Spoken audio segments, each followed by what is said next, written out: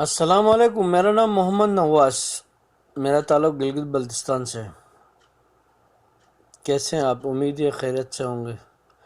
ہمیشہ آپ یہ بات یاد رکھیے گا کہ کسی بھی ایسے شخص کے سامنے منہ کھولتے ہوئے اچھی طرح سوچ لیا ہے کہ نہیں، کیونکہ سامنے والے کے پاس اس شعبے کا جس موضوع میں آپ بات کرنے جا رہے ہیں وافر علم ہے کہ نہیں، ٹھیک ٹھاک علم ہے کہ نہیں اس شخص کے پاس، کیونکہ منہ کھولتے ہی سامنے والے کو یہ معلوم چل جائے گا، پتہ چل جائے گا کہ آپ کا مبلغ علم کتنا ہے، آپ کے پاس اس کو پتہ چل جائے گا اور اس میں کتنی گہرائی ہے۔